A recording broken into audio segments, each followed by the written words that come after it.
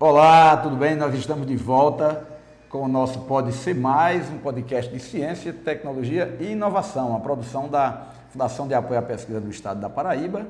E eu vou aproveitar logo no início e pedir a você que acompanha e que, se você gostar desse conteúdo, dê o seu like aí, curte para que isso possa também ser mostrado para outras pessoas. Se inscreva também nos canais da FAPESC, da UEPB, da Secretaria de Ciência e Tecnologia, em todos os lugares onde você, ou no lugar onde você está vendo, assistir esse vídeo. É também um apoio da Secretaria de Estado da Ciência e Tecnologia, Inovação e Ensino Superior e das instituições que fazem pesquisa, do ecossistema de pesquisa e inovação aqui em Campina Grande e na Paraíba. Nós estamos falando diretamente da FAPESC em Campina Grande e, como sempre, trazemos para cá um pesquisador, uma pesquisadora para falar.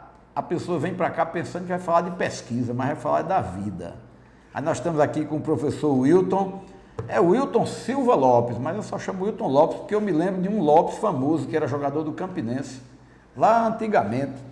E o Wilton a base do Wilton é do Zepa. Mas o Wilton é, acima de tudo, professor da universidade, um pesquisador destacado na área de saneamento ambiental, saneamento de modo geral, mas com graduação em Química Industrial, mestrado em Desenvolvimento Regional e Meio Ambiente, Desenvolvimento e Meio Ambiente, né? Antigo Prodema, eu era menino quando fizeram o Prodema, o Wilton está enganando ainda com essa carinha de garoto. E depois um doutorado bem específico em Química e depois pós-doutorado já em saneamento e outro pós-doutorado, um pós-doutorado na USP, outro pós-doutorado na Holanda. Depois a gente vai falar sobre isso aqui, mas o Wilton, seja bem-vindo para a gente bater esse papo aqui. E o que foi que te levou do Zé Pinheiro ao EPB para estudar Química Industrial? Química Industrial. Era bom em Química no colégio? Era bom, mas não era a coisa que eu mais gostava, né? Já me perguntaram isso. Eu já ouvi muito esse tipo de resposta. Eu não gostava não. O que foi que te levou a fazer Química Industrial? São duas coisas, né? Minha mãe, eu disse, tem que estudar, né? E a necessidade, né? Você precisava estudar, né? Na verdade, o meu sonho, assim, quando estava lá gosto muito de matemática, né? Um fã da matemática, então a minha ideia era fazer engenharia mecânica, né?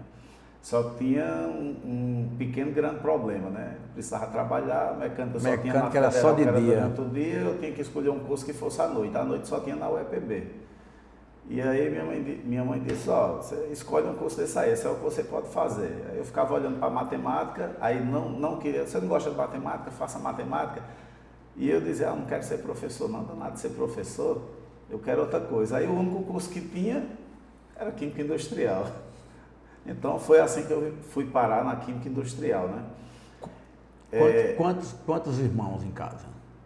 Somos 5, eu e mais 4 mulheres. Você não é o mais velho? Sou o mais velho. É o mais velho, né? Inclusive, então a cobrança era maior para entrar na linha, para estudar. Tinha que estudar. E aí foi dessa forma que eu fui parar em Química Industrial, né? Sofri no primeiro semestre, né? Lembro de Luciene, né? Lá da Química. Sim, sim. Química inorgânica. Rapaz, onde é que eu vim me meter nesse negócio? Né? Mas não me arrependo, né? Tanto que não fiz outro curso de graduação. O único ano que eu gostei de Química foi no terceiro ano científico, na época era científica, aqui na Prata, no Estadual da Prata, que eu estudei com Salles.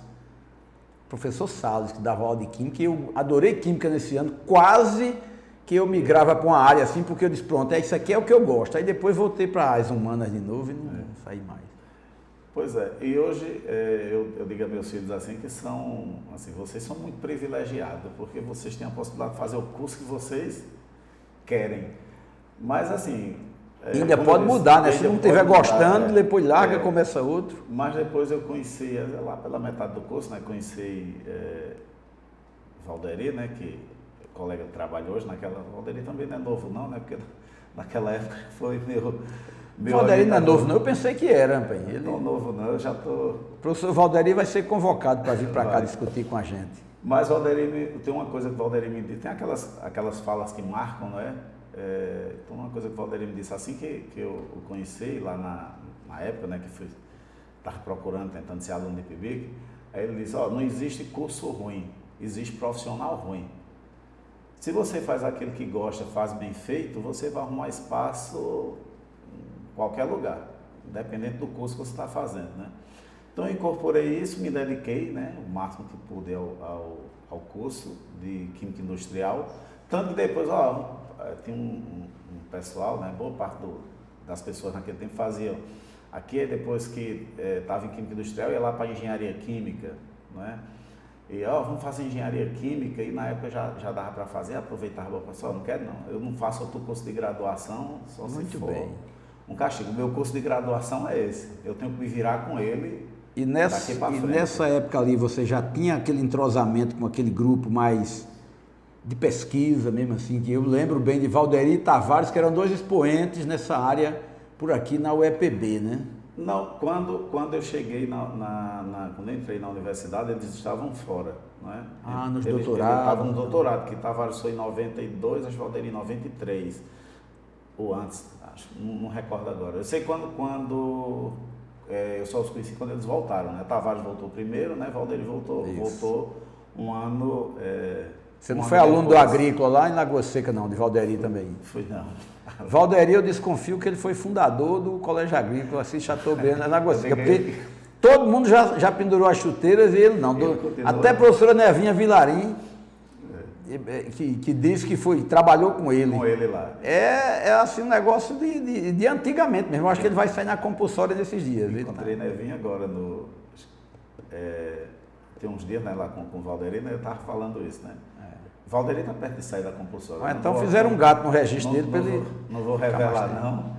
Quantos anos Ele deve tem, estar não. torcendo para o Supremo esticar a data, decidir uma mudança Mas ele constitucional, tá perto. esticando a data de aposentadoria para 80. Mas ele tá perto. Valderi, eu já trabalho com o Valderi tem 30 anos. Quase 30. Vai completar 30. Ah, tá certo. E como é que se deu a história do teu ingresso?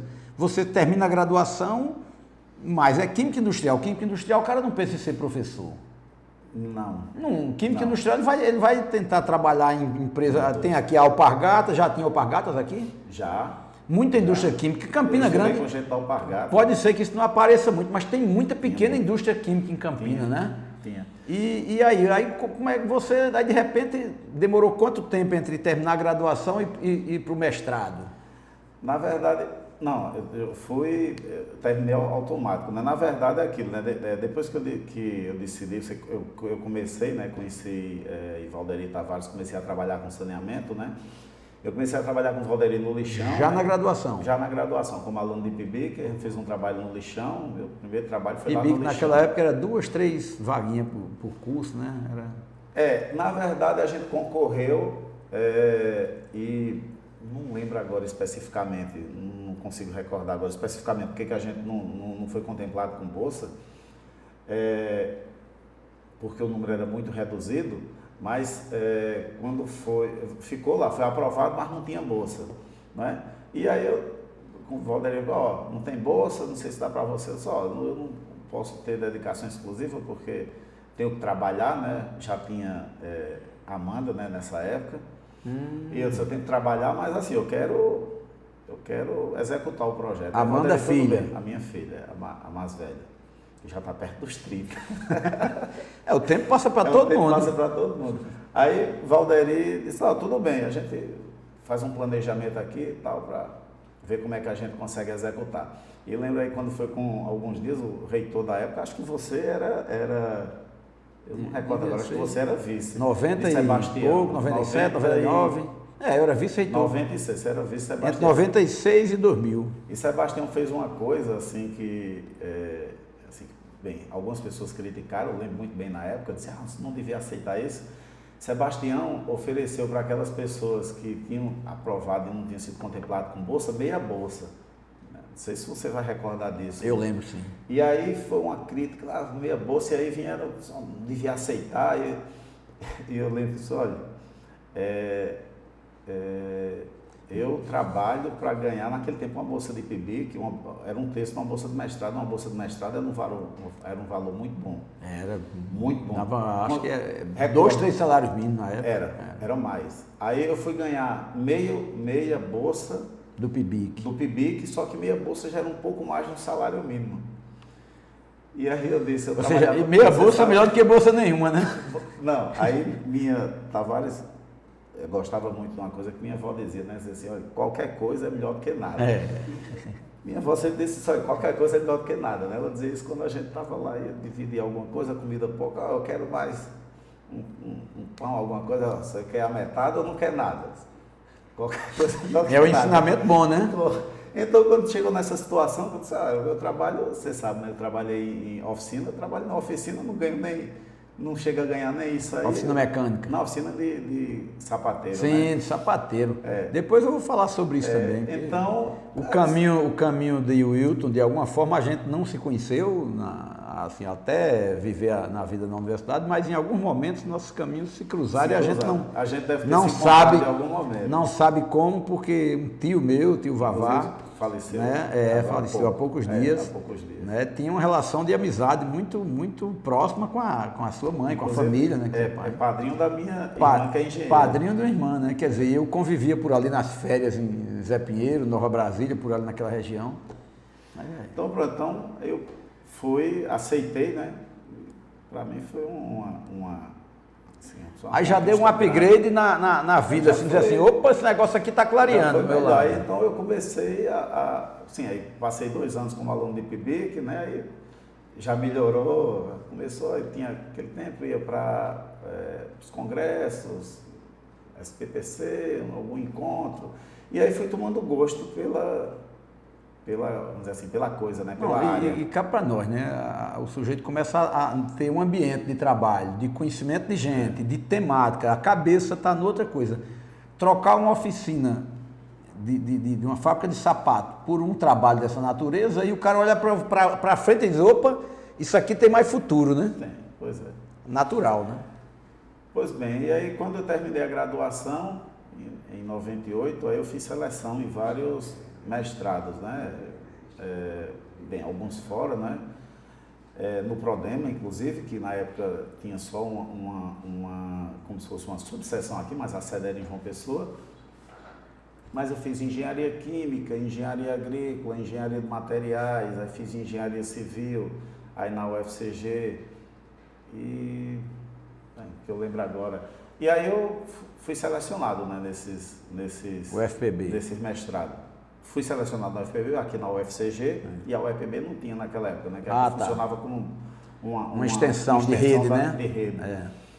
Bem, e aí isso foi um segundo momento, assim, que eu sempre gosto de lembrar, bem interessante com minha mãe, porque eu passei, já precisava, né? Porque já tinha família, e tem aquela coisa, né? Assim, a família quando sacrifica pra caramba para camarada terminar um curso de graduação, quando termina quer que ele fique independente. E o cara tem a família, mas também tem que ajudar ali do outro lado, né? E aí eu passei, e aqui eu tinha bolsa na engenharia química, passei com bolsa, passei na engenharia agrícola com bolsa, aí não tinha na engenharia civil, e no Prodema não tinha, né?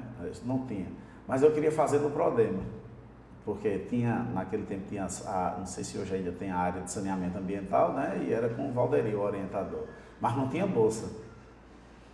E aí e paralelo a isso eu arranjei um emprego, né? Porque eu estagiei na Lebon, né? Na verdade quase que me forçaram. Porque a química industrial nossa aqui tem uma relação muito grande com a indústria de alimentos também, né? Eu estagiei na Lebon, inclusive encontrei minha orientadora no fim de semana no Parque do Povo, a saudosa Eliane Rolim. Ei, faz tempo que eu não vejo a professora Eliane. Dei um abraço bom nela.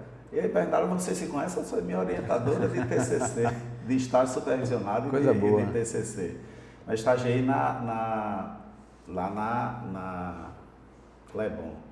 E quando eu terminei o estágio, o gerente de lá, né, que era responsável lá na época, gostava muito de mim, praticamente foi ele que, você vai ter que vir estagiar aqui com a gente, uma outra história. Mas ele estava fundando naquela época uma cooperativa aqui em Caturité de Boqueirão, que é o Leite Cariri. Isso. E lá você vai trabalhar consolidada lá. Hoje, né? Exatamente. E eu fui para lá, né? Quem começou lá fui eu. E eu trabalhei lá um tempo, eu tinha saído do resultado desses mestrados, e um dia eu sentado uma tarde com minha mãe lá em casa, ela disse, aí, eu disse, eu já tenho um emprego, porque o emprego já estava trabalhando, né? Tenho um emprego, passei no mestrado aí com bolsa na Federal de Campinas. Se não tá bom não, tá não, porque o que eu queria fazer era o que eu passei sem bolsa. Que é saneamento. Aí ela disse, se você quer, acho que você tem que fazer o que você quer. Aí já se virou até agora, acho que você suporta aí mais um ano sem emprego aí, continua trabalhando aí Ficar só com oficina. Com o trabalho e... Aí voltei continuei trabalhando na oficina e trabalhava... Aí largou lá do laticínio e... Larguei. Para poder fazer lá, o mestrado... Ficaram lá, não deixa a gente, eu disse, não, eu vou deixar. E aí entrou uma pessoa A Pilar era tempo integral também, né? Era tempo integral. E aí a pessoa se aposentou lá, né? Ela aposentou tem poucos anos, acho que uns 2 ou 3 anos que ele aposentou lá, daí ficou lá, ou seja, se eu estivesse lá, talvez fosse me aposentar lá, mas não me arrependo não, aí fiz essa escolha, né? E aí como eu fiquei sem bolsa, né? Tinha terminado o PIBIC, não tinha pego bolsa do mestrado, aí o professor Pires, que gostava muito dele, achei que ele também gostava muito de mim, só, eu vou arrumar um emprego aqui para você, e naquele tempo tinha aquelas bolsas de apoio técnico, ele disse, agora só que é para você trabalhar no meu projeto. Aí agora você trabalha aqui tantas horas. E aí ele arrumou essa bolsa e eu fiquei fazendo tudo. Aí fiquei fazendo mestrado e fazia as atividades. Estava na área, pelo menos estava perto, né? Era na área de agronomia, trabalhava com solubilização de rocha para usar na agricultura. Tá um pezinho na química. Pezinho na química e, bem, trabalhei com o professor Pires um tempo, né? Até sair a bolsa do... O professor Pires fez história também, na federal e na estadual, né? Fez história, pois é. Bem, e aí quando eu terminei mestrado, apareceu o concurso aqui. Eu estava nesse projeto, né? Coletando dados para ir embora para o doutorado, que queria fazer doutorado lá na USP, em hidráulica e saneamento. Já tinha orientador, já tinha projeto, tinha tudo. O acordo era que eu coletasse aqui 1 ano e meio de dados e eu estava nesse tempo. E aí saiu o concurso aqui da UEPB. Quando saiu eu pude fazer, eu fiz o concurso, passei. Aí não tinha mais como ir fazer doutorado no ano seguinte. É aquela velha frase, o certo pelo duvidoso. Ninguém troca. Conversei com o orientador, né, que era o mesmo que tinha orientado o Valderi, né, o professor Jurandir. Eu disse, dá para ir agora não, mais para frente talvez dê certo, mas agora não. Eu disse, eu passei no concurso, não vou ir. Não, tá corretíssimo, não tem que abrir mão. E aí fui embora começar a jornada ministrar aula, né? Mas não foi uma coisa aí quer dizer, você se tornou professor e se descobriu professor no meio do caminho, No meio do caminho. Acho que muita gente, eu tive uma história assim, parecida, né? Eu dava aula e assim, se eu fosse listar o tanto de trabalho que eu fiz aqui em Campina, eu mudava de posição, era eu que ia falar e você ficava fazendo pergunta.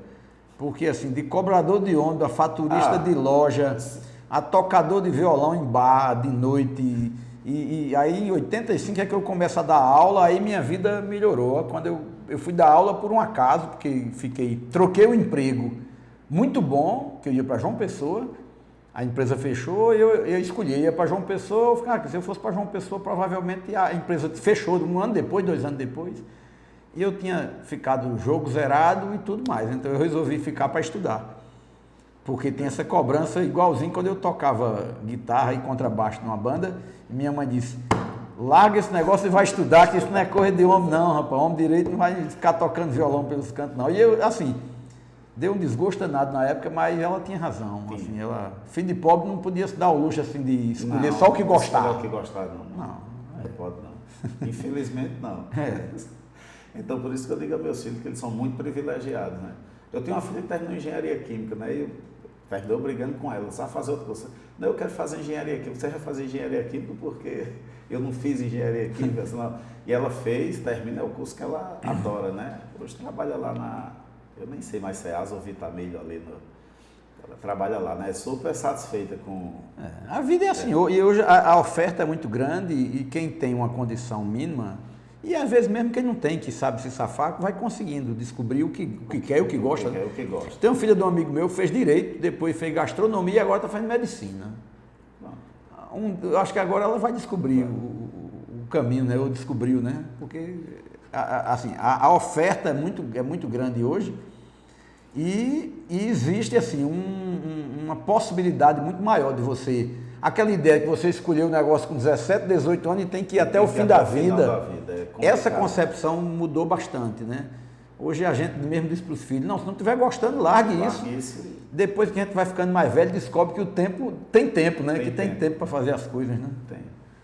Pois é. Mas acho que acabei sendo o destino acabou me tornando professor, né? Não foi uma coisa que eu planejei, só um dia eu vou ser professor, né?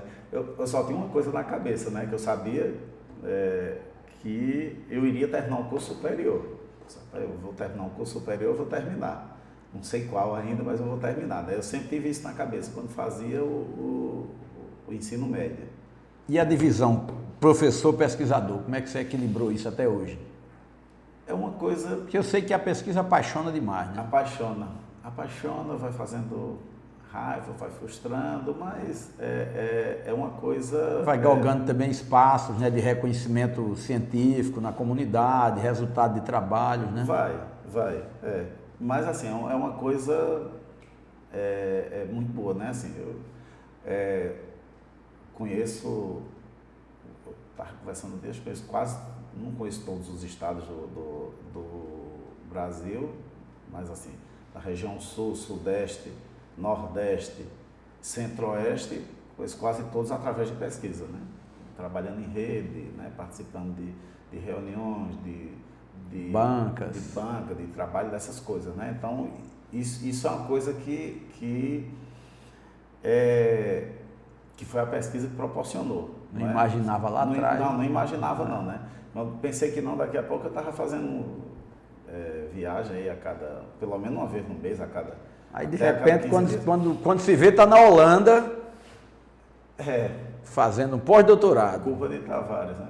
Pois é, rapaz, se a gente fosse falar de Tavares aqui, dava um tempo inteiro. Mas eu queria falar, Wilton, um pouco assim Não, mas só uma parte. Por que eu digo culpa dele, né? Porque isso era uma coisa que ele dizia, né? Na época, quando eu terminei o mestrado, né, passei no concurso, ele dizia, garoto, você tem que fazer doutorado. Não importa em quê, você tem que fazer doutorado. Aí é melhor esperar passar aqui um tempo, né, terminar o estágio probatório, depois eu vou lá para a USP. Você tem que fazer enquanto está novo. Vá-se embora fazer. Doutor é doutor em qualquer lugar. 20 e poucos anos. 20, eu terminei meu doutorado com 27, 28 anos. Era raro naquela época, hein? Raríssimo. Isso é outro fato. Era raro. E aí, quando terminei, depois você tem que ir, agora você vai lá para a USP fazer um pós-doutorado, né? E depois passou uns 4 anos, você tem que ir para fora, você tem que ir para fora, você tem que ir, rapaz, eu não quero ir para fora, você tem que ir. Até que um dia ele me pegou pelo braço e disse, olha, vamos ali ter uma conversa com Adriano, você vai ter que ir para fora, né? E acabou que fui, né? Mas assim, tem muito dele. Eu costumo dizer, isso aí, né? Rapaz, você foi quem me colocou nisso, eu só fui por conta de você. Talvez não existisse, talvez não, eu não teria ido, não. Na verdade, ao longo da vida, a gente sempre vai encontrar professores que não são só aqueles professores, né? Que dão aula, que conversam aqui e acolá. Não se bota a gente assim, pega na mão, sente que tem algum potencial e diz assim, ó, vá por aqui. São verdadeiros mestres, né? Orientadores, assim. Eu costumo dizer que eu tinha pelo menos 2 professores na graduação, tinha alguns no tempo de estudante de ensino fundamental e médio, mas na graduação eu tive assim, pelo menos 2 professores que de fato me guiaram muito no caminho e um que pegou da minha mão mesmo e disse assim, vá por aqui, e eu fui prestando atenção, terminou que foi assim, é como se fosse uma espécie de guru mesmo, que você é um guia, né? E ele fez isso com muita gente, né? E eu lembro bem que Valderi e Tavares construíram a carreira de muita gente, né? Ele fez isso literalmente. Eu dividi a sala com ele e um dia ele chegou, saiu um edital assim. Isso daqui dá pra gente submeter uma proposta, você refazer, pô, eu vou nada. Vamos ali falar com ele. E a gente foi e, claro, a partir daí é que tudo aconteceu, né? Que foi uma coisa assim...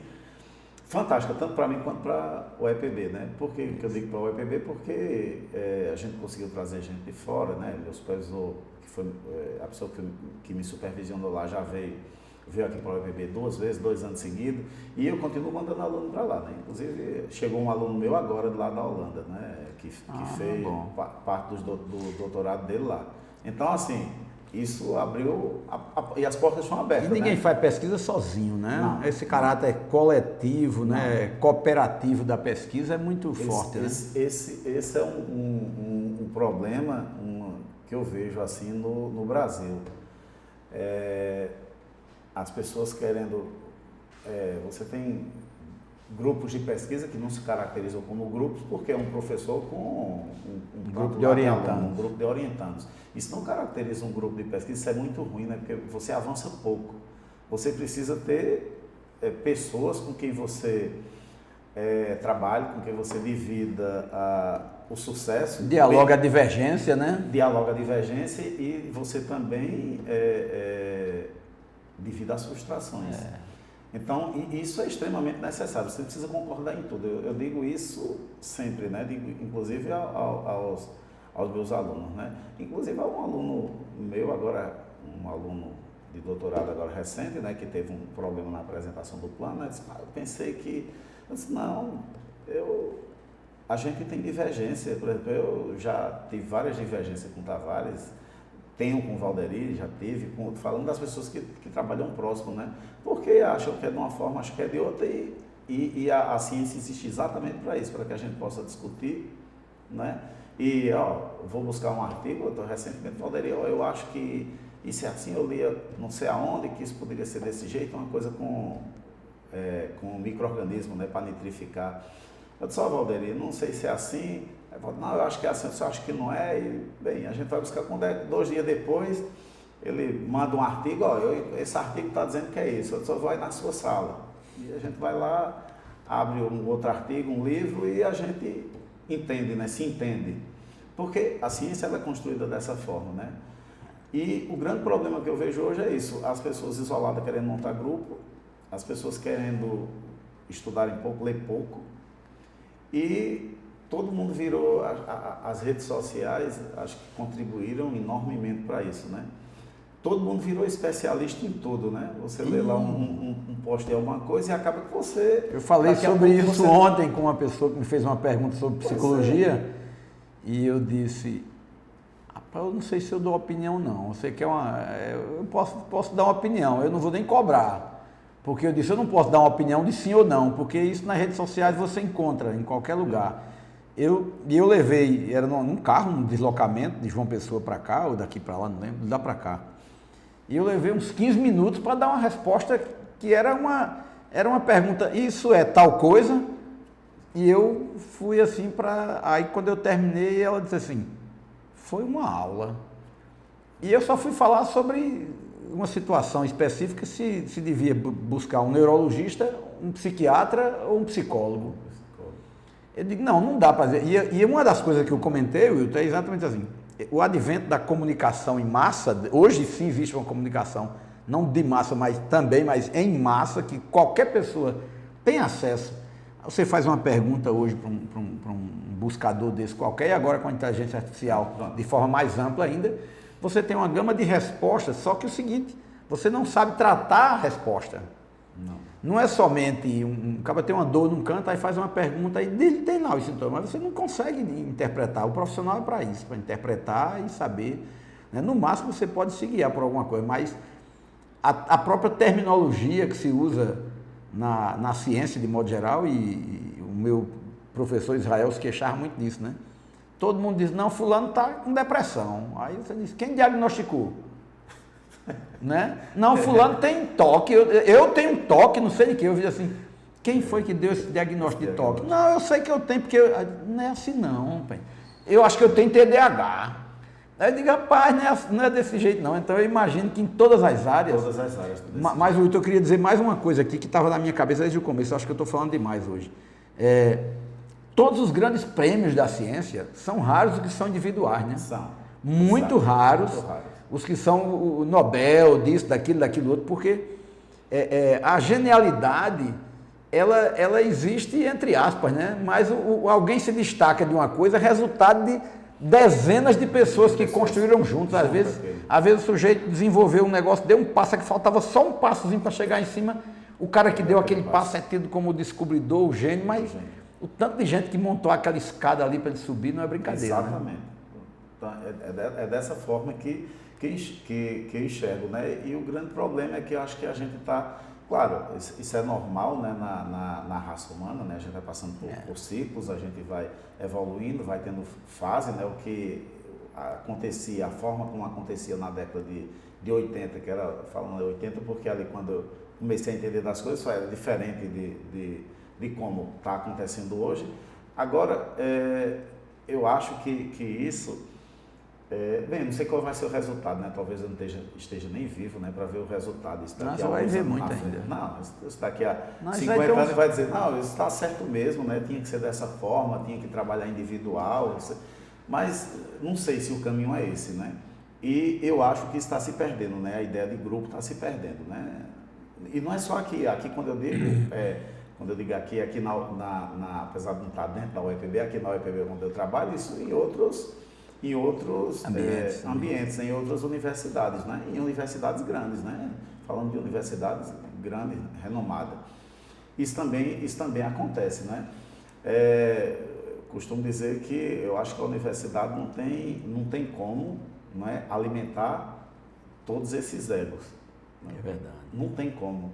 Né? E aí muita gente, eu preciso comprar um determinado equipamento que poderia dar suporte a um número maior, mas não dá porque o camarada não quer, bem, por N motivos. E acaba você tendo tantos equipamentos que tem um custo de manutenção muito alto porque você tem que satisfazer N grupos diferentes.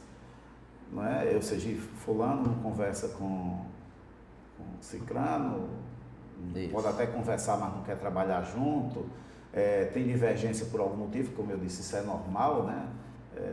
Eu acho que tal tratamento é melhor, fulano acha que tal tratamento é melhor, então eu não quero nem conversa com ele, né? Não é assim, né? E a ciência se constrói assim. Se constrói assim. Eu costumo dizer que no saneamento, né, vindo para a área, né, você não tem, qual o melhor, não existe melhor tratamento, né? Não existe melhor forma. Existe aquela forma que o indivíduo pode bancar, né? E que a situação permite, né? Porque forma de tratamento existe. E são várias, né? São várias. Não tem uma só única, verdadeira, ideal para toda ideal situação. Para tudo, não. Eu queria, quando você entrou no assunto de saneamento, eu queria destacar aqui um aspecto e ouvir tua opinião. Aqui fala, isso é pesquisa feita na internet, né? A sua área de trabalho no geral, assim, engenharia sanitária, tratamento de efluentes, remoção de micropoluentes e desenvolvimento de tecnologias ambientais sustentáveis. Foi um resumo feito pela inteligência artificial. Aí eu digo, tratamento de efluentes, o cidadão que não foi para a escola ou que estudou faz muito tempo, 30, 40 anos, ia para uma escola, e vai dizer, efluente é o que mesmo? Parece coisa de rio, né, de riacho e tal, aí traduz aí, efluente. Mas tem essa concepção mesmo, né? Porque são os termos técnicos que a gente utiliza na engenharia, né? Afluente e efluente, né? Afluente é o que está entrando em algum lugar, né? Você é afluente de um rio, né? Você está entrando e efluente o que sai de um determinado sistema, né? O que sai das nossas casas. O nome popular é esgoto. Esgoto, rejeito. Rejeito ou esgoto. Rejeito já é um nome sofisticado e técnico. Esgoto, né? É porque tem algumas diferenciações, né, quando vai para a terminologia técnica, né, do que é esgoto doméstico, industrial, esgoto sanitário, enfim. Então a gente, quando diz efluente, está abrangendo tudo isso, né? E como é essa situação no Brasil hoje, assim, de forma bem geral, para a gente chegar aqui a Paraíba e Campina Grande? Com relação a essa questão de efluente? Do tratamento de efluentes aqui, de resíduos de modo geral. A captação, né, a população brasileira é relativamente bem atendida, né? Acho que poucos, eu não tenho agora o dado mais atual, não recordo agora, mas Acho que aí passa dos 90, tranquilamente dos 90% nas zonas coleta. urbanas. De coleta. Na zona, zona urbana, zona rural é outra configuração. É outra configuração. Mas quem está nos centros urbanos aí é muito bem atendido, né? Agora, entre captar e tratar, aí a gente tem uma distância absurdamente grande, né? Esse já é lembra que a gente falava das questões polêmicas, né? Esse é um ponto polêmico, né? Porque assim, o que é tratamento? Se você me perguntar o que é tratamento, hoje quem é responsável aqui no estado, na sua grande maioria no estado da Paraíba, acho que não tem nenhum que é municipalizado, eu acho que é a CAGEPA. A CAGEPA então é responsável. Fizeram um processo de municipalização, não sei se foi em Souza ou foi em Santa Rita, por aqui, Bahia, teve uma disputa desse tipo aí. Mas é responsável por captar e tratar. Tem que incluir tudo, né? Tem que incluir tudo. Pacote. E a gente paga pelo pacote, né? Bem, aí o tratamento é extremamente complexo, né? Você se perguntar assim, a CAGEPA trata... Porque quando a água sai, quem mora em Campina Grande, ou mesmo em João Pessoa, em qualquer lugar, sabe que toda cidade ou tem uma coisa que foi um riacho que atravessava a cidade em vários pontos, né? Onde tem ladeira, tem riacho, né? No meio, né? Um córregozinho, um riacho quando chove. E é o caminho natural que a água que sai dos esgotos, né? Das pias, dos lavatórios, de modo geral, geralmente tem lugares que vai tudo misturado, né? Mas tem alguns lugares onde tem um mínimo de direcionamento desses resíduos, né? Eles vão para um lugar para algum tipo de tratamento. E isso, como é que... por exemplo, para evitar que isso... Por exemplo, Riacho Bodocongó, para pegar direto aqui, que a gente está pertinho aqui em Bodocongó. Riacho das Piabas, Riacho Bodocongó, Açude Velho, Açude Bodocongó. Como é que funciona isso aqui em Campina Grande, por exemplo? Pois é, aqui em Campina tem... Deixa eu não lembro agora... tem essa parte aqui, vai toda lá para Catingueira, né? Acaba saindo lá na Catingueira tem uma estação de tratamento, aí não me pergunte se ela funciona ou não, é uma estação de tratamento, está lá. Não vou perguntar. Brasília, pergunto não. Porque é extremamente relativo, né? Vai ter alguém que vai dizer que funciona, alguém que vai dizer que não funciona, e se você me perguntar, eu vou dizer que os dois estão certos. Vai depender qual é o ponto de vista, né? Vai depender qual é o ponto de vista. Não dá conta do recado, mas funciona alguma coisa. Eu explico já, né, meu ponto de vista com relação a isso, né, com relação ao essas questões de tratamento. Sim. Então, mas a gente tem esse esgoto. Tem uma parte que sai aqui ali passou já na Avenida Canal, que pega lá para Nova Brasília, né? Tem um canal que vai ali, né? Que ali não tem o esgoto. Campina Grande é atravessada por uns 10 canais diferentes. 10 canais, né? E esses canais originalmente eram para transportar apenas água de chuva, né? Mas Campina passa aí 6 meses sem chover e eles não secam nunca, né? Ou seja, tem esgoto ligado, né? A gente está ali na Estrabes, a gente sabe a Estrabes, como é que funciona a Estrabes hoje? Eu lembro que ali originalmente era da UFPB, a UFCG que fazia um trabalho, depois junto com a UEPB. Hoje a UEPB ficou junto com basicamente quem toma conta a UEPB é quem toma de conta todo o trabalho, porque é um laboratório de pesquisa, né? É um laboratório de pesquisa e inclusive assim, a gente foi muito, teve muita sorte, né? Quando eu digo a gente do saneamento, de ter aquele local, né, que aquilo funcionava, a antiga chamada depuradora, né, da CAGEPA, e tratava os esgotos de Campinas na década de 30, acho que 38, um dia desse. Né, mas aí, obviamente, a cidade cresceu e aquilo não suportava mais, né? Mas já tem coisas passando por lá ainda. Tem. A gente é privilegiado exatamente por conta disso, que a gente tem um emissário, né? Espécie de canal, né, que passa por dentro. O emissário mesmo, a tubulação, aquela grande com esgoto, passa dentro, a gente tem um ponto para interceptar o esgoto e a gente coleta esgoto e a gente sempre trabalhou com esgoto real, o que é raro nas universidades, difícil, né? A USP veio conseguir ter um ponto para trabalhar com esgoto real quando mudou a que aí não tem artificialidade, você capta o que tem ali, que é da vida mesmo, o que está acontecendo na cidade. A situação real. E isso em 2008 para 2010. Né? A de São Paulo tem dificuldade, então trabalham muito com esgoto sintético, que não reflete, né? Inclusive tem algumas revistas. Pode falsear resultados, né? Inclusive, pode, porque né? E aí, quando vem a gente pega esgoto natural, normal, né? O que é produzido na cidade, a gente tem isso reflete melhor a realidade, né? E fica melhor de ajustar, inclusive, os parâmetros de tratamento. Então, a gente tem lá um ponto de interceptação e a gente sempre tratou todos os sistemas que a gente monitorou na estrada, sempre foi com esgoto real, né? Tem essa vantagem, né?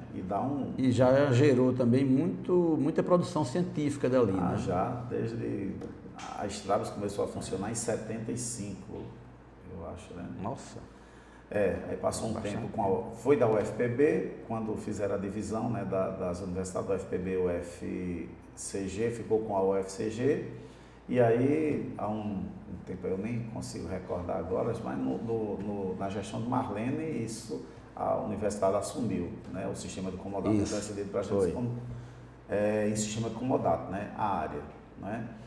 Éramos mais pesquisadores lá, né, tinha o professor Salomão, que já faleceu, essa parte... Ex-presidente da FAPESC. Ex-presidente da FAPESC, essa parte que eu não gosto de falar, inclusive, alguns dias a gente estava no velório do professor Rui e alguém me lembrava desses, olha, era o professor Salomão, faleceu, o Rui faleceu, fazendo a lista, né? O Tavares faleceu, os caras estão me colocando numa lista. Mas vai lá pro fim da lista. Só tem eu e Valderi agora, né? E até brinquei com o Valderi, eu disse, Valderi, acho que tu tá mais próximo que eu aí, porque... Valderi, eu só vejo ele praticando atividade física pela lei natural da vida, está mais próximo, né? Mas brincadeira à parte, mas assim, a gente tinha um grupo grande e respeitado, né? A gente tinha lagoas de estabilização, sistema de lodo ativado, né? Filtros, tanque de estabilização de esgoto, vários reatores anaeróbicos, ou seja, a gente tinha vários sistemas, porque você imaginar tratamento biológico de esgoto, a gente tinha lá em escala piloto e até em escala, até para tratar de uma cidade relativamente pequena, né? E a gente passou muitos anos fazendo esse trabalho, monitorando, e aí foi pegando esses dados e pegando experiência, né, com relação a esses tipos de tratamento. Né? Mas isso durante anos. Essa é a importância de um grupo de pesquisa. Por exemplo, eu nunca fiz nenhum trabalho com lagoa, assim, no meu PIBIC, no meu mestrado, mas eu tenho alguma experiência porque lagoa de estabilização. Anos, sim, com lagoa de estabilização, porque passei muitos anos ou era algum convivendo por perto, convivendo com isso, né? E também participando de seminários, de discussão de dados, de como era que fazia, melhorar. Aqui não existe esse tipo de tratamento. Existe a lagoa de estabilização. Ah, da Catingueira. Da Catingueira é lagoa de estabilização. Tá. E a do Glória também, quando construiu o Glória, tem uma lagoa de estabilização. Pegou do canal das Piabas ali ou livrou o canal? Tirou o que ia para dentro do canal das Piabas? Não. Nós somos uma cidade, eu acho que Campina Grande é um negócio fantástico, né? Talvez seja uma das únicas cidades, eu não sei, eu conheço pouco o Brasil, mas que tem uma cachoeira dentro da cidade, né? E aquilo ali dava para ser um ponto turístico. Eu acho fantástico, né? Se deixasse que fosse só água ou esgoto tratado, água, vamos dizer, água cinza, assim, mas já tratada e tudo mais, que caísse ali e tratasse aquela área todinha para ser de fato um lugar de visitação turística com espaço de uso, era fantástico, porque é dentro da área urbana. Da área urbana, E é uma região, eu sou suspeito de falar porque eu fui criado perto, né? Você chegou a tomar banho na cachoeira? Rapaz, eu acho... Pode assumir. Ali não, mas quando ela chega lá no Marinho já... Quando era menino, né? Faz tempo, né? E ela também já chega tratada, já tem o processo de autodepuração. Nós passamos um dia de bicicleta lá pelo Marinho, aí vimos um riacho assim, não está chovendo nem nada e tem um riacho aqui. Aí eu disse, rapaz, não vou passar a bicicleta por dentro não, com medo de estragar. Ó. É aquela água. Pois é, mas assim, isso é um processo natural que acontece, né? Bem, e essa é a forma como os esgotos de Campina Grande são destinados, né? Assim, ou tratados. Alguém gosta de falar de tratamento. Me diga uma coisa, inteligência artificial já chegou por perto dessa sua área de atividade, de trabalho? Como é que é? Já tem algumas coisas sendo trabalhadas com isso, na tentativa de buscar sínteses, de buscar algumas contribuições que possam acelerar processos, assim, Já, sim. Já tem um tempo já que a parte de modelagem, né? De modelagem sempre usou, né? Modelagem ambiental. Sim, Usa isso não é de desde o agora, início, isso mas já não é de agora, né? E aí isso foi mudando, inclusive, quem tem muita propriedade para falar disso é o professor Fernando lá do departamento, que trabalha com isso há muito tempo, né? Com a parte de modelagem, redes neurais, modelamento através de redes neurais e chegando nessa parte aí de inteligência artificial, né? Que hoje pode trazer Fernando, que ele trabalha com isso, orienta nessa área, né? Isso voltado para essas questões ambientais. Mas isso isso já era usado nessa parte de modelagem, e aí agora com o advento da inteligência artificial, isso está muito presente, não só na engenharia, né, sanitária, mas aí em todos os ramos da ciência, né? E tem uma coisa que me preocupa, que tem me preocupado muito, né, é a quantidade de... sabe disso que se você for lá pesquisar o preço de uma TV, eu posso ficar enchendo o saco aí, recebendo oferta de TV. Sim, até você comprar uma. Pesquisar, né? Alguma coisa. Pois bem, eu comecei a ver algumas pessoas oferecendo curso de como usar inteligência artificial para escrever monografia, para não sei se você já viu alguma coisa do tipo. Já. Rapaz, isso virou uma febre, assim, isso está uma coisa absurda, né? Eu acho que é absurda, porque... E nós temos que mudar a forma de abordar também o professor, né? A parte da aprendizagem, da avaliação. Eu acho que tem que usar, né? Mas agora, como você disse, não vai substituir, né? Eu não posso pegar um determinado assunto e achar que a inteligência artificial vai resolver tudo, porque aquilo precisa ser alimentado. É verdade. E como é que ele é alimentado? É o conhecimento que já existe, que foi posto lá. Exatamente. O perigo é não ter essa retroalimentação.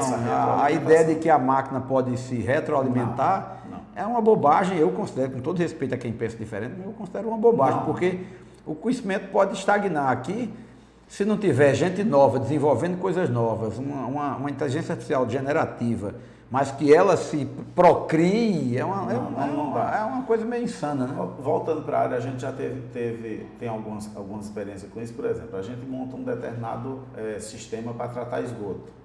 E a gente fica monitorando, né? O esgoto entra no sistema, a gente faz coleta, vai mudando alguns parâmetros e vendo qual é o resultado. A gente precisa de um banco de dados muito grande para depois colocar isso e eu ter um sistema que modele isso, seja por qualquer via, inteligência artificial vai fazer isso, né? Mas eu preciso estar alimentando esse banco de dados, né? E aí, o que é que eu vejo hoje, né? Que algumas pessoas estão começando a querer usar, eu pego um banco de dados extremamente pequeno e vou tomar aquilo como sendo verdade. Vamos fazer um teste com inteligência artificial? Eu usei 3 inteligências artificiais diferentes e botei o teu currículo dentro delas e pedi para fazer uma análise, as 3 diferentes, pedi para fazer uma análise do teu currículo. Certo. E todas foram assim, por unanimidade, disseram que você era um pesquisador destacado, tampa de crush, que botaram lá em cima. Eu nem paguei nenhum. Só faltaram jogar confete. Aí eu com uma dúvida enorme em relação à abordagem de uma questão tão técnica, porque assim, eu sou psicólogo. E apesar de abordar sempre, eu pensei assim, eu acho que a gente pode ir dirigindo o podcast também para uma coisa, a ideia daqui é popularizar o conhecimento científico, né? Então, como uma cidadã pode entender de tratamento de efluentes, de até o nome fotocatálise. Aí eu consegui filtrar de todas elas 5 perguntas que foram elaboradas por algumas delas em inteligência artificial. Certo? Eu usei ChatGPT, usei DeepSeek e usei o Gemini que eu não chamo Gemini não gosto não, eu chamo de Gemini mesmo, do Google. Aí eu queria que você avaliasse, se pudesse responder, e avaliasse as perguntas, se foram bem elaboradas. Certo. Tá? A primeira é sobre o impacto social da fotocatálise.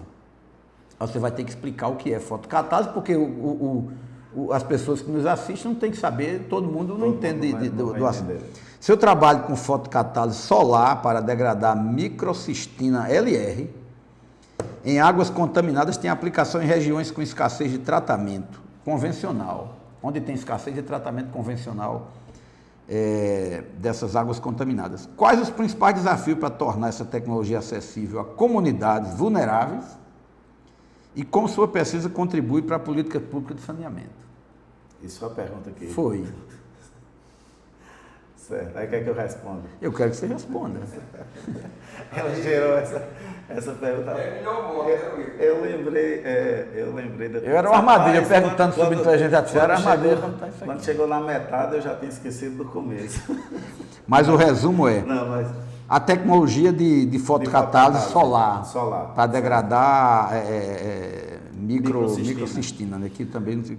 Então, quer dizer, que contribuições pode dar no planejamento de políticas públicas para regiões que não tenham esse tipo de acesso? Eu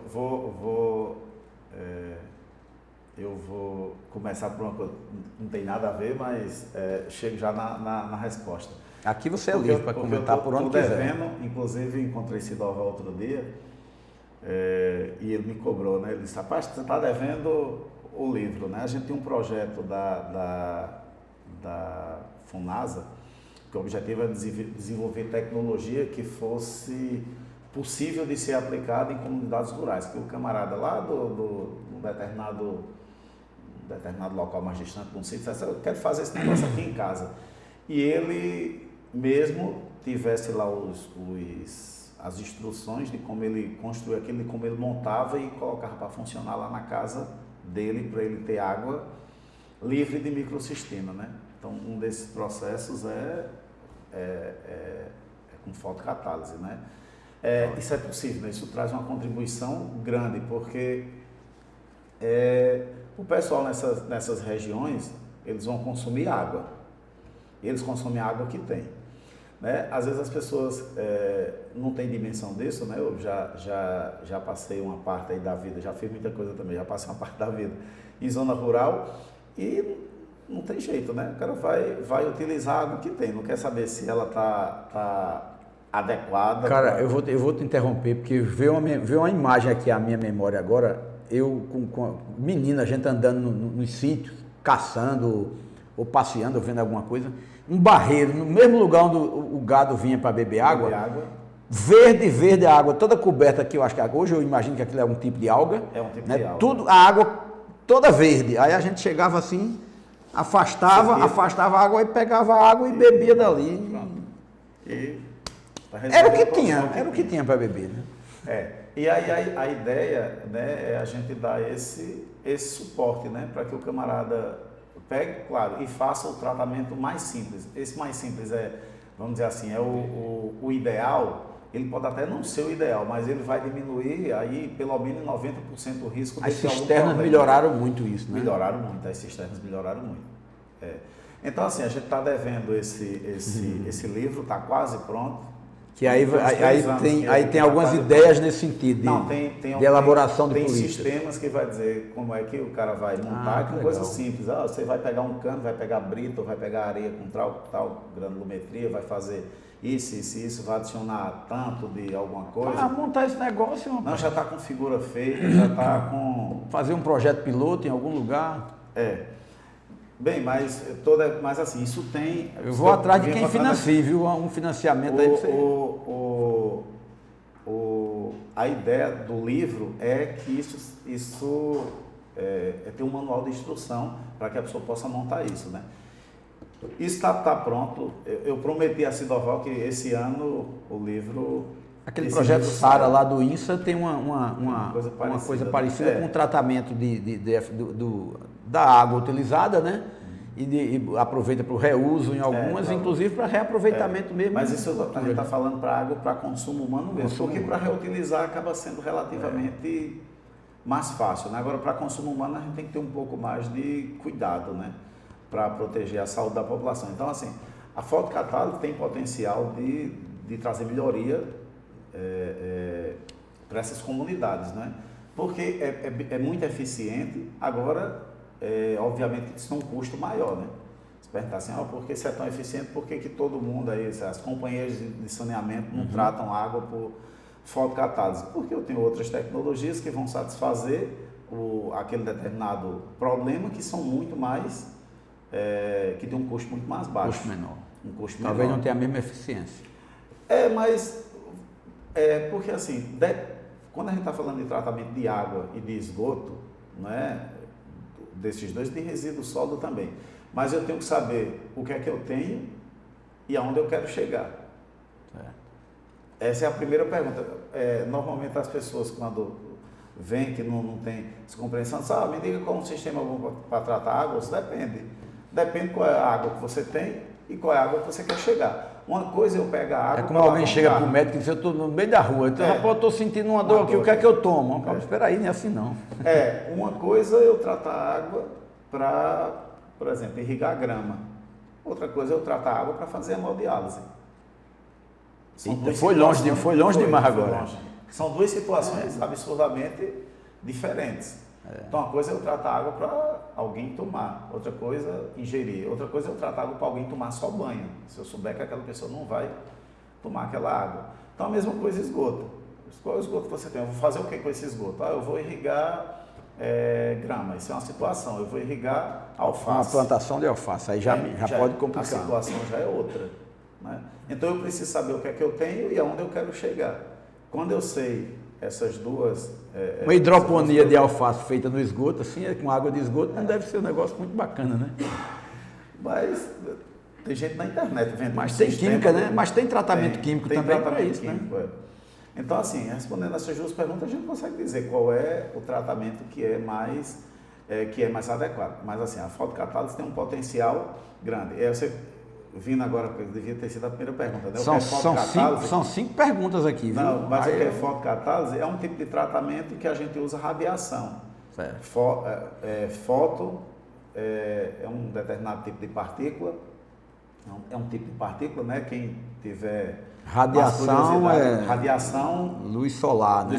Radiação eletromagnética, que tem luz visível, infravermelho. Que alguém pode imaginar que já estão usando urânio, já estão usando... Não, mas a radiação, isso a gente está enxergando aqui porque tem radiação visível, a gente está lá na fisioterapia porque tem radiação infravermelha, e aí radiação UV não, né, que é radiação com energia maior, mas assim, a radiação é composta por fótons e a gente usa exatamente isso para fazer, para ser a base do tratamento, né?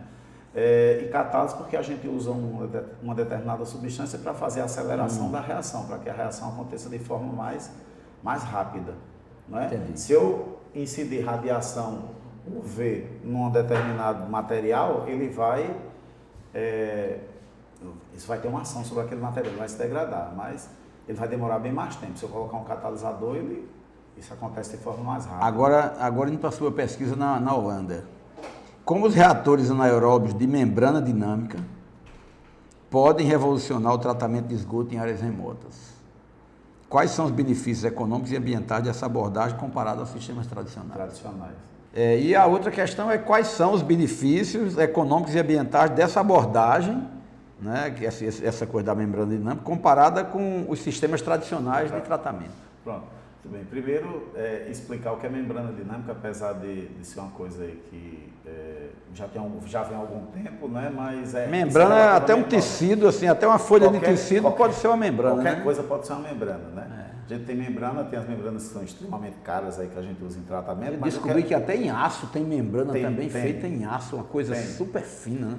E aí o que é a membrana dinâmica que a gente usa em tratamento biológico? É um material suporte que vai possibilitar a formação de uma camada, né, que no inglês, nos artigos em inglês a gente lê como cake, aí que no Brasil o pessoal está trazendo como bolo, mas eu até detesto o termo bolo. Isso é uma camada mesmo, que bolo vai dar a ideia que o cara pode...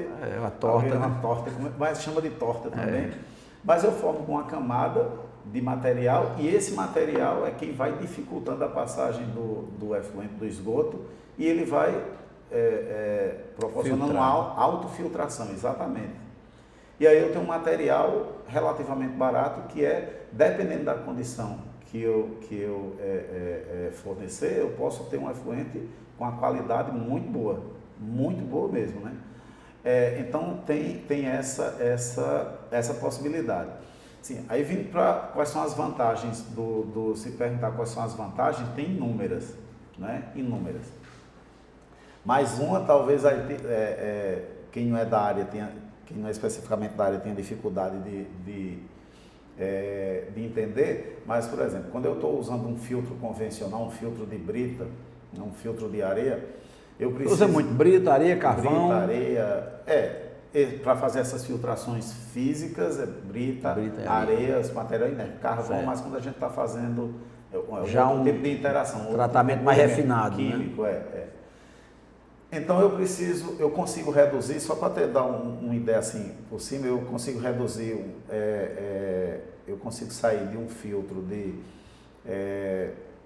1 metro cúbico, por exemplo, se eu tiver um filtro de ar, eu preciso de 1 metro cúbico. Se eu vier com uma membrana dinâmica, eu consigo uma eficiência parecida com a coisa de centímetros cúbicos. Ou seja, um volume muito menor. Eu tenho a eficiência de filtração. O mesmo trabalho que essa caixa de 1 metro cúbico. Essa caixona de 1 metro cúbico que eu consigo fazer numa membrana. Ou seja, você pode fazer isso em pequenos espaços residenciais. Exatamente. Eu tenho em casa. Pequeno, assim. Você imagina se toda a água, eu fico imaginando isso de tempos em tempos. Toda a água de chuveiro, de pia, chuveiro e pia, basicamente, né? Se pudesse ir toda para o mesmo lugar e ser tratada... Esse é o caminho, isso é o ideal, né? Inclusive,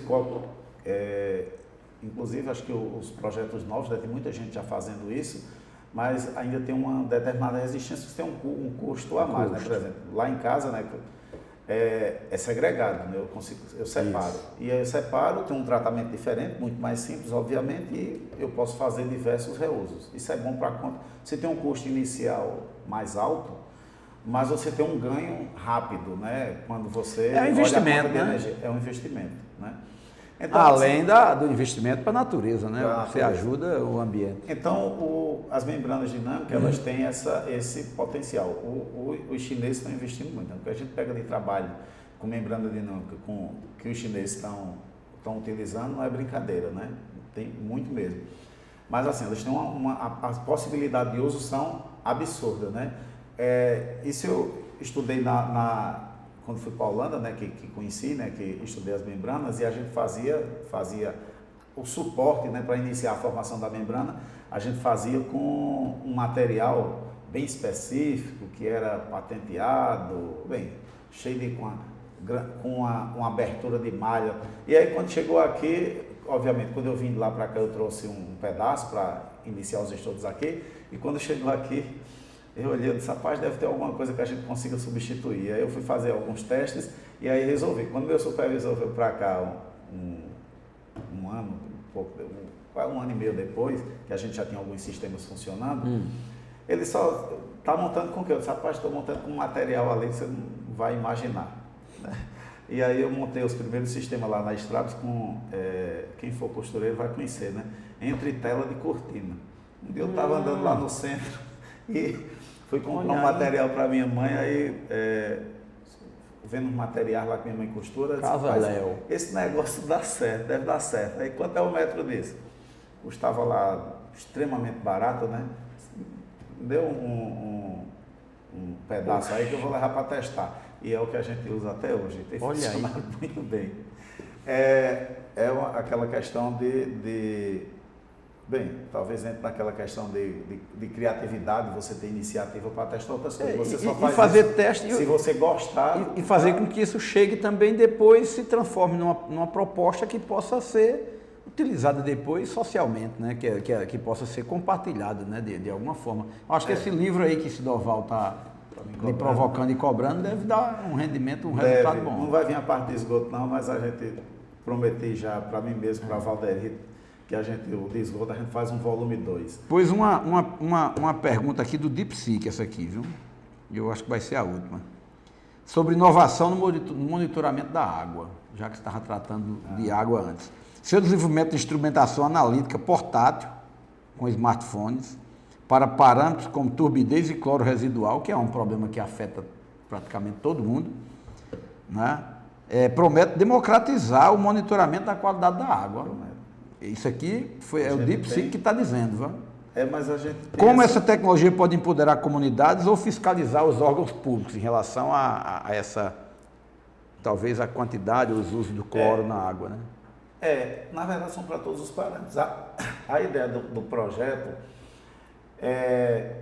a inicial a gente desenvolveu, na verdade, a ideia original não era essa, né? A ideia original era a gente tentar resolver um problema nosso, né? Um problema nosso que é medir turbidez. Por exemplo, medir turbidez em água a gente tem problema porque assim, os equipamentos não têm uma pressão tão boa, tem uma série de problemas. Aqui nos laboratórios da universidade ou lá em qualquer lugar? Em qualquer lugar. Isso é a metodologia. É uma dificuldade? Tem uma dificuldade para medir turbidez baixa, né? Você a gente tem essa dificuldade, né? Então os turbidímetros que vendem, isso não é uma coisa, não estou dizendo que é porque a CAGEP, não, são todos esses equipamentos e eles têm limitações. No olho você vê uma coisa, mas não tem condições de medir. Não é nem isso, é porque assim, o padrão, ele já tem uma turbidez muito baixa, né? E aí os equipamentos normalmente dizem, está abaixo de tal faixa, ele não consegue medir com precisão um valor muito baixo. E aí a ideia, né, de um aluno que eu tinha na época, que hoje em dia é professor da UEPB, né, pode até depois chamar ele é muito bom nessa parte de instrumentação, passou agora, assumiu... Quem é o... Railson, assumiu na Química, inclusive a empresa era incubada aqui. Eu conheço um Railson que é muito bom em Química também, mas Química de culinária, de cozinha e esse é um... Se você não conhece o bar do Railson, você vai lá qualquer dia que... Mas foi meu aluno na graduação, brinco com ele que ele vivia desmanchando as coisas no laboratório. Pensava que não chegava uma reclamação que ele tinha desmanchado alguma coisa. Curioso. Fez o curso técnico. Vai terminar inventando alguma coisa, descobrindo alguma coisa, ou desenvolvendo alguns inventos. Não, enfim, ele terminou, aí fundou uma empresa, incubou aqui no parque, mas fez concurso, assumiu agora, recentemente na UEPB, está no primeiro semestre, né? E a gente está com laboratório, junto, né? Ali no Multilab, nessa área. Mas qual era a ideia? Era a gente fazer isso era parte do trabalho de doutorado dele, né? Que era fazer um equipamento que medisse turbidez. A gente desenvolveu um que faz solo suspenso, tem alguns parâmetros. E aí a gente viu que poderia fazer alguns outros parâmetros juntos. E aí isso foi andando, avançando, até que a gente chegou e disse, isso dá para fazer um equipamento portátil que mede pH, cloro, né, turbidez, cor da água, né, usando um smartphone para isso. Então é um módulozinho, uma caixa, em que ele tem várias cubetinhas, né, claro, a gente coloca a amostra de água, coloca um reagente em cada uma, em cada um com vários, e a gente acopla um smartphone e ele dá a leitura desses parâmetros, né. Qual é a vantagem disso? É que você pode fazer leitura em qualquer lugar. Hoje em dia, imagina se a CAGEPA vai ter condição de coletar água lá no sítio, Malhada da Roça, onde a gente já trabalhou, né? E até porque quando ele coleta lá e tem que armazenar, tem um determinado tempo para deslocamento, as então, condições de deslocamento. Você faz, acopla o smartphone e ele faz a leitura desses parâmetros, obviamente não todos, mas desses principais parâmetros, de forma automática. E o cara já faz teste de vacina de doença em casa, até de gravidez, né? O pessoal faz. Eu nunca fiz não, mas sei que... Eu também não, nunca fiquei grávido. Imagina uma coisa dessa, né? É porque tem que ver, não é um interesse comercial, é um interesse público, né? A questão e ele pegar essa ideia que tivesse um servidor, e ele manda isso para o servidor, né? E aí, por exemplo, alguém lá, suponhamos que a CAGEPA tivesse um sistema desse, a água que o caminhão-pipa está colocando nem sei, lá na caixa, no chafariz lá de tal ponto, não está com a qualidade chafariz, boa. São cisternas, caixas d'água com chafariz. A qualidade não está... Então você tinha esse monitoramento em tempo real que qualquer cidadão que tivesse com um smartphone, né? Um reagentezinho ali, um kitzinho. Parecido com o que a gente tem hoje, que o pessoal trata a água de piscina. Né? Então a ideia é essa, né? Bem, o equipamento foi desenvolvido, né? Está patenteado, a gente tem até um protocolo dele, obviamente que isso nunca avançou, talvez fique aí para um outro dia, né? Eu tenho algumas opiniões, a gente tem uma dificuldade grande no saneamento de fazer com que o que a gente desenvolva chegue para a sociedade, né? Isso existe na ciência por vários motivos, mas no saneamento, assim, a dificuldade é absurdamente grande. Mesmo as coisas mais simples, né? Por exemplo, uma melhoria num reator, que é uma coisa relativamente simples, a gente tem dificuldade de fazer com que uma determinada companhia ou empresa adote aquilo, né? Por uma série de questões. Mas assim, a ideia do projeto é essa, né? E aí a gente fez essa parte e isso avançou um pouco mais. E a gente fez o trabalho, inclusive, você conhece de Núbia, né? A gente tem uma parte do trabalho, o Núbia fez uma outra parte e está faltando... Professora Núbia Martins. Núbia, uma terceira aluna Nascimento Martins. de doutorado que espero que finalize agora, que é para fechar, a gente quer fazer isso com água de piscina, ou seja, vender o kit, ter o aplicativo que o camarada coloque, aí sim a gente vai ter um banco de dados que vai sendo alimentado constantemente, aí a gente vai usar, aí é onde a inteligência artificial entra, né? E aí quando eu pegar a água lá da piscina que eu fizer essa análise, ele vai dizer, olha, as suas opções de tratamento são essa e essa, você está com pressa, você quer tratar em quanto tempo? Porque isso influencia. Ah, sim, tem razão. Se eu não estou com pressa hoje, eu quero essa piscina para amanhã, então esse tratamento aqui você pode utilizar. E aí ele dá os passos, o que é que vai fazer. E aí quando for no outro tantos litros de água, tantos gramas disso, tantos gramas daquilo. Tantos gramas daquilo, deixa tantas uma hora horas, de filtragem ou de recirculante. E aí você no final pega e ele vai dizer se a água está adequada ou não e o que é que você precisa fazer ainda. Então a ideia é essa, porque as águas de piscina são tratadas de forma muito, essa é uma coisa polêmica aqui que eu vou dizer, de forma muito arcaica. Mas não porque as pessoas que tratam os piscineiros aí de forma geral, não porque eles sejam maldosos, queiram gastar reagente demais, é porque não tem informação técnica mesmo. Porque assim, a dosagem de coagulante que eu preciso colocar depende de vários fatores. E eles, na verdade, foram manda um sulfato de alumínio ali para concentrar, que não é uma coisa muito boa para a saúde, né? Dependendo do uso, da quantidade e tudo. Não se preocupe, não. Pode usar à vontade? Tá bom. Depende. Então é aquela história do remédio e o veneno, depende da dose. Exatamente. Dependendo aí das condições que você... Mas você disse que tinha um tema que você queria abordar, e o seguinte, a gente está batendo um recorde hoje aqui de tempo. O planejamento aqui era de 50 minutos para 1 hora, a gente já vai com mais de 1h10. Aí eu queria que você abordasse esse aspecto, que você queria destacar um aspecto aí da questão do saneamento, se não me engano, outra coisa que você... acho que a coisa que eu queria destacar era que hoje em dia se fala muito tem muita gente que está terminando lá engenharia, né? Termina engenharia, fazer o que? Monta uma empresa, né? É a questão do empreendedorismo, né? Eu acho que a gente está ficando carente nos diversos ramos da ciência, né? De criatividade, né? Ou seja, a gente não pode estar fazendo mais do mesmo. Uma coisa que tem me preocupado muito, né? Chega um aluno de doutorado, aí eu quero fazer tal coisa, né? Para me tornar um doutor. É só, cara, mas isso já foi feito. Não, eu pesquisei aqui nos últimos 5 anos, eu não encontrei. Se pesquisar nos últimos 10, você não encontrou. Isso não quer dizer que não tenha sido feito, né? Eu acho que a gente precisa discutir melhor, né, essa relação. Eu tenho sérias dificuldades de saber como fazer isso, né, mas de discutir qual é o limite, né, entre iniciativa do camarada, criatividade e empreendedorismo. Para você trabalhar numa determinada área, né? Para tudo a gente precisa dos três. A gente precisa de iniciativa, acho que em qualquer área, né? A iniciativa é para sair do canto, né? Para sair do canto. Então, tem que ter criatividade para saber o que é que vai fazer. Coragem de encarar a realidade para identificar onde é que tem um problema, onde é que tem um foco de uma necessidade, né? Porque se não existe nenhuma necessidade, você não tem o que fazer, não precisa fazer nada. Isso está permeando por várias áreas, né?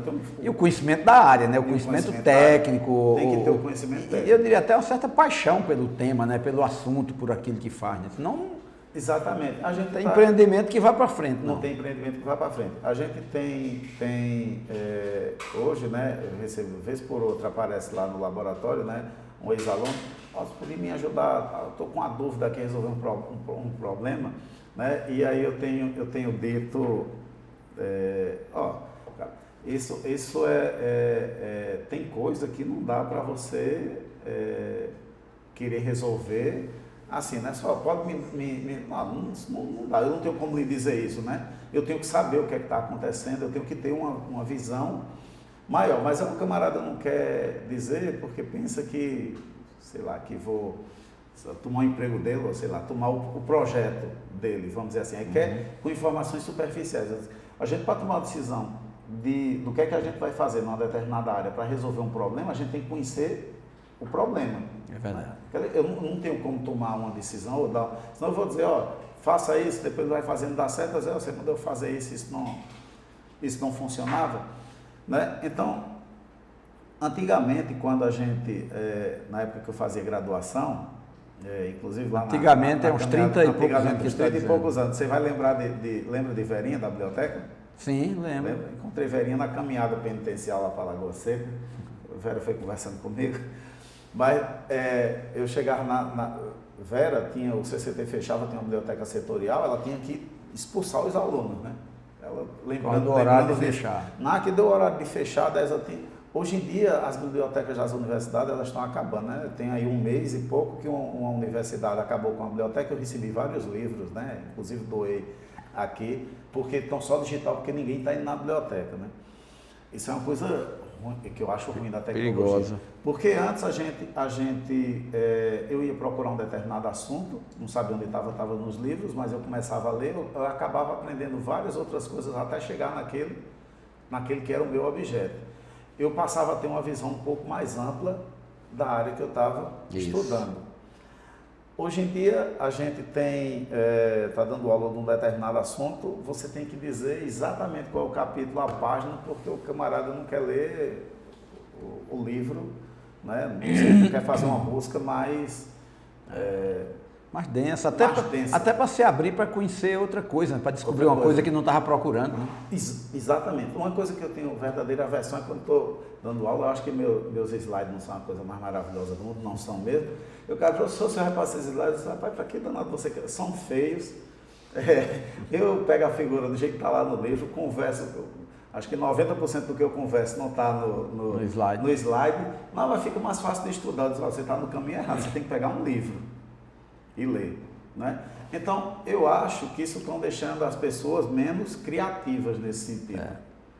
Porque eu passo a ter uma visão mais Quer pegar pronto. Quero pegar pronto e eu passo a querer ter fórmulas, né? Fórmulas. Só para ter uma ideia, um dia uma colega do departamento me ligou, Wilton, tem uma ex-aluna aqui da UEPB que está com um problema, está trabalhando na indústria, está com um problema, queria saber se você podia ajudar, vou passar seu contato. Aí fui falar com a moça, né? Só porque a gente está com um problema aqui X, eu queria saber qual é a substância que eu adiciono para resolver. Então, isso que é uma solução pronta, né? Ou seja, quer alguma coisa. Se a química não é mágica, não é? A química não. Eu sei lá, não sei nem o que está causando seu problema. Como é que eu vou dizer qual vai ser eu pensava que tinha uma substância, era problema com odor, né? Mau cheiro, né? No sistema. Eu disse, olha, tem que saber primeiro qual é de onde é que está vindo o problema. De onde é que está vindo o problema, né? Porque, assim, as coisas não são assim tão superficiais como boa parte das pessoas pensam, né? E aí as pessoas estão querendo fazer isso hoje em dia, né? Assim, eu acho que estão com mais preguiça de ler. No ambiente acadêmico. Acho que de uma forma geral até, né? Estão com mais preguiça de ler. Está no mundo, espalhado. Está espalhado no mundo, né? Eu ia fazer uma crítica a jornalista, mas não fazer não. É melhor não. Mas o Wilton, a gente ia ficar até amanhã aqui conversando. Né? Mas eu cortei um raciocínio seu, você ia dizendo uma coisa. Não, é só para finalizar, para provocar hipótese, para ele não sair sem. Eu escuto muito rádio, né? Eu sou fã de escutar rádio, Certo. né? Mas estou ficando... Eu fico pensando, rapaz, será que vale a pena escutar? Porque emitem O opinião. nível das opiniões, das... Exatamente. Aí, outro dia, eu estava escutando rádio, teve um problema aqui com a água da Cagepa, né? E alguém ligou, né? Sei lá, alguém ligou aí, disse que era uma autoridade da área, não sei o que entendia de água, que água todo mundo entende, né? Aí o jornalista, pois é, Cagepa, bora Cagepa, e fica reclamando com a Cagepa, você tem que colocar mais cloro para remover isso aí, falei com não sei quem, Eita. e pode resolver esse problema de metal, que é uma coisa extremamente absurda. Porque Aí deu vontade de você ligar na hora, você está ligar. dizendo uma Você ignorância. está dizendo uma coisa assim, extremamente absurda. Inclusive, eu uso isso como exemplo hoje na aula, hoje em dia, quando estou dando aula, só, o problema era com ferro, o cara queria que adicionasse cloro, resolve, todo mundo, pai, não resolve mesmo não, né? Não. Então, assim, é muita gente falando de coisa que não entende, que não tem sentido, né?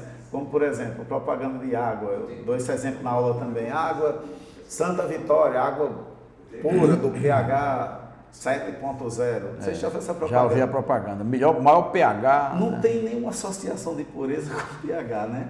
Não tem nada a ver uma coisa com a outra, né? Inclusive, pH, alcalinidade. As águas naturais, que são extremamente puras, que estão em equilíbrio, tem o pH 8 ponto alguma coisa, né?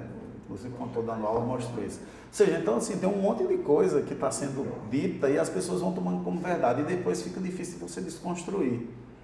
Porque aí, quando você recebe um aluno que vem com isso construído de muito tempo, para você desconstruir uma informação errada, as fake news da vida de hoje, você fazer uma desconstrução dá muito mais trabalho do que você ensinar. Então, a gente tem passado por isso. Pois tá certo, meu amigo. Eu queria lhe agradecer aí pela presença aqui. Muitíssimo obrigado aí. A gente... Pensei que a gente tinha conversado só 10 minutos. Não, foi mais de 1h10. Eu acho que passou de 1h20. Mas eu não vou fazer corte, não. O programa vai ao ar por inteiro, o podcast vai inteiro, depois vão aparecer uns cortes aí por aí. Mas eu queria agradecer a você, principalmente, que assistiu aqui, que nos acompanhou até aqui, e continue acompanhando e divulgando o nosso podcast Pode Ser Mais, que busca divulgar, popularizar o conhecimento científico, mas, acima de tudo, trazendo o cotidiano, a vida das pessoas que fazem pesquisa aqui na Paraíba. Muito obrigado e até a próxima.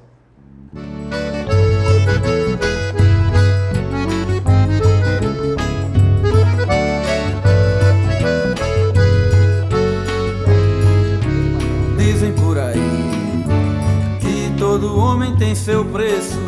A minha pindaíba eu reconheço, que vivo no sufoco de arrepiar, mas não me entrego, me nego a virar mercadoria, que muda de embalagem todo dia. Conheço muito